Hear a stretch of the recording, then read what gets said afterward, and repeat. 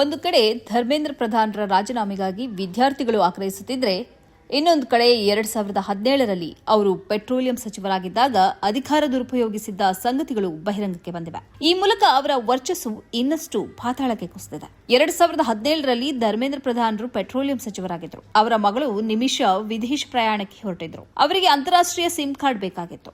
Petroleum ಸಚಿವಾಲಯದ ಕಚೇರಿಯಿಂದ ತುರ್ತು ಕರೆ ಬಂದ ಹಿನ್ನೆಲೆಯಲ್ಲಿ ಸರ್ಕಾರಿ ಸಂಸ್ಥೆಯಾದ ಪೆಟ್ರೋನೆಟ್ ಎಲ್ಎನ್ಜಿ ಲಿಮಿಟೆಡ್ ಮೂಲಕ ವಿಮಾನ ನಿಲ್ದಾಣಕ್ಕೆ ತುರ್ತಾಗಿ ಸಿಮ್ ಕಾರ್ಡ್ ಅನ್ನು ತಲುಪಿಸಲಾಯಿತು. ಆ ಮೂಲಕ ನಿಮಿಷಾಗೆ ಪೆಟ್ರೋನೆಟ್ ಎಲ್ಎನ್ಜಿ ಲಿಮಿಟೆಡ್ ಸಂಸ್ಥೆ ಸಿಮ್ ಕಾರ್ಡ್ ಅನ್ನು ತಲುಪಿಸಿತು. ಇದಕ್ಕೆ 68,424 ರೂಪಾಯಿ ಪಾವತಿಸಲಾಯಿತು. ಇದನ್ನ ಪೆಟ್ರೋನೆಟ್ ಸಂಸ್ಥೆಯೇ ಪಾವತಿಸಿತು. ಈ ಪಾವತಿಯನ್ನ ತುರ್ತಾಗಿ ಮಾಡಲಾಯಿತಲ್ಲದೆ ನಂತರ ಅನುಮೋದನೆಯನ್ನ ಪಡೆದುಕೊಳ್ಳಲಾಯಿತು. ಪೋಸ್ಟ್ ಫ್ಯಾಕ್ಟೋ ಅಂದ್ರೆ ನಂತರದ ಅನುಮೋದನೆಯ ಆಧಾರದ ಮೇಲೆ 2018 ಫೆಬ್ರವರಿಯಲ್ಲಿ ಈ ಪಾವತಿಯನ್ನ ಸಂಸ್ಥೆ ಅನುಮೋದಿಸಿತು. ಈ ಬಗ್ಗೆ ಹಿರಿಯ ಅಧಿಕಾರಿಗಳು ತಮ್ಮ ನೋಟ್ನಲ್ಲಿ ಹೀಗೆ ಹೇಳಿದ್ದರು: may be approved on post facto basis.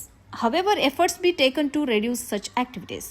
ಅಂದ್ರೆ ಹೀಗೆ ಮಾಡುವುದು ಒಮ್ಮೆಗೆ ಸರಿ, ಆದರೆ ಇಂತಹ ಚಟುವಟಿಕೆಗಳನ್ನು ಕಡಿಮೆ ಮಾಡಬೇಕು ಎಂದು ಅವರು ಬರೆದಿದ್ರು.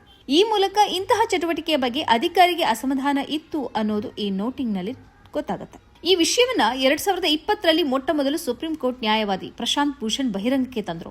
ಆ ಬಳಿಕ ಅನೇಕರು ಸೋಷಿಯಲ್ ಮೀಡಿಯಾದಲ್ಲಿ ಇದನ್ನ ಹಂಚಿಕೊಂಡ್ರು. ಆಗ ಪೆಟ್ರೋನೆಟ್ನ ಎಂಡಿ ಮತ್ತು ಸಿಇಒ ಅವರ ಬಗ್ಗೆ ಹೈಕೋರ್ಟ್ ಸಿವಿಸಿ ತನಿಖೆಗೆ ಆದೇಶಿಸಿತು ಎಂಬ ಉಲ್ಲೇಖ ಇದೆ. ಅಲಹಾಬಾದ್ ಹೈಕೋರ್ಟ್ನಲ್ಲಿ ಈ ಬಗ್ಗೆ ದೂರು ಸಲ್ಲಿಸಲಾಗಿತ್ತು ಎಂಬ ಅಭಿಪ್ರಾಯವೂ ಇದೆ. ಆದರೆ ಆ ಬಳಿಕದ ಮಾಹಿತಿ ಸ್ಪಷ್ಟವಾಗಿಲ್ಲ. ಇದೀಗ ಕಾಂಗ್ರೆಸ್ ನಾಯಕಿ ಸುಪ್ರಿಯಾ ಶ್ರೀನಾಥ್ ಅವರು ಈ ವಿಷಯವನ್ನ ಮತ್ತೊಮ್ಮೆ ಮುನ್ನೆಲೆಗೆ ತಂದಿದ್ದಾರೆ. ಸರ್ಕಾರಿ ಕಂಪನಿಯು ಸಚಿವರ ಮಗಳ ಫೋನ್ ಬಿಲ್ ಅನ್ನ ಪಾವತಿ ಮಾಡಿರುವುದನ್ನು ಟೀಕಿಸಿದ್ದಾರೆ.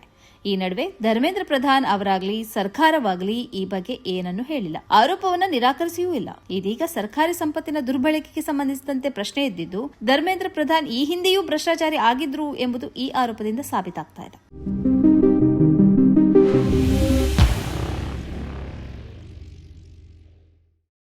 ಈ ಕಾರ್ಯಕ್ರಮದ ಪ್ರಾಯೋಜಕರು ಗಡಿಯಾರ್ ಗ್ರೂಪ್ ಆಫ್ ಕಂಪನೀಸ್,